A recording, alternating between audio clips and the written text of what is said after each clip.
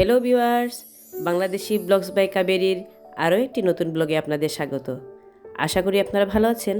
আমিও সৃষ্টিকর্তার কৃপায় ভালো আছি। আজ আমার বেডরুমের ক্যাবিনেটের একটি অর্গানাইজিং ভিডিও নিয়ে হাজির হলাম আপনাদের সামনে। আশা করি ভিডিওটি আপনার ভালো লাগবে।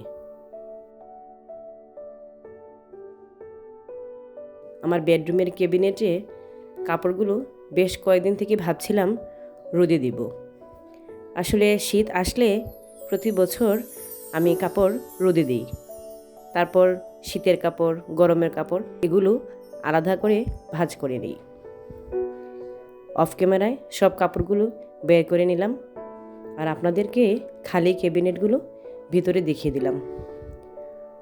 আমার ক্যাবিনেটের ভিতরগুলো প্রায় 3 ফুট।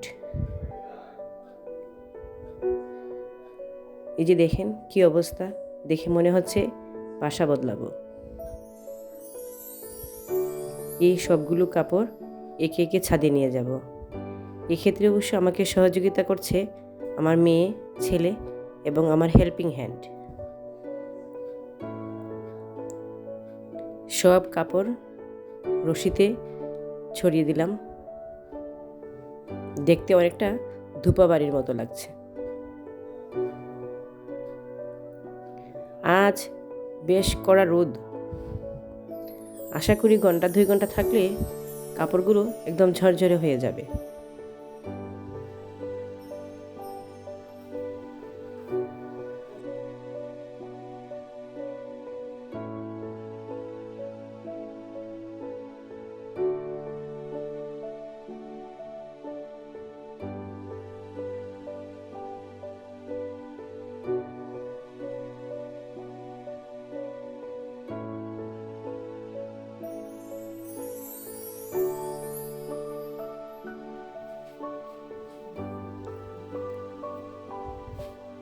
কাপড়গুলো সব নিচে নিয়ে আসলাম ঠিক এভাবে।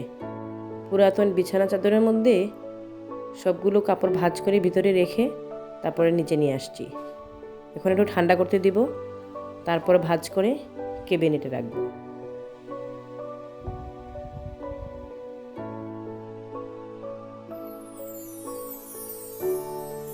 কাপড় ভাঁজ করতেও আমার বাচ্চারা আমাকে বেশ সহযোগিতা করেছে।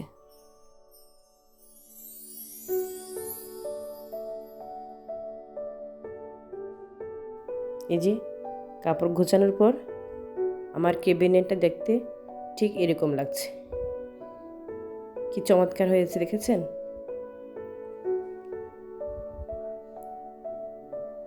আর আমারও চোখটা বেশ আরাম লাগছে গোছানো ক্যাবিনেট দেখার পর। এখানে সব পার্টি শাড়িগুলা একসাথে গুছিয়ে রেখেছি, আর আরেক পাশে সুতি, সিল্ক এরকম শাড়ি রেখেছি। আর এখানে আমার ছিল 3টি অর্গানাইজার, এটাতে পেটিকোট এবং ব্লাউজগুলো গুছিয়ে রেখেছি।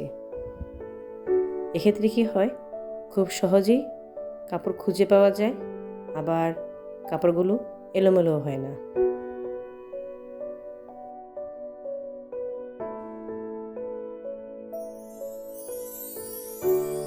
এই তো এই পর্যন্তই। এই ভিডিওর কোনো একটি অংশ যদি আপনাদের ভালো লাগে তাহলে পেজটিকে ফলো দিয়ে পাশে থাকবেন। আর নতুন আরেকটি ব্লগ দেখার প্রত্যাশায় সবাই ভালো থাকুন, সুস্থ থাকুন। ধন্যবাদ।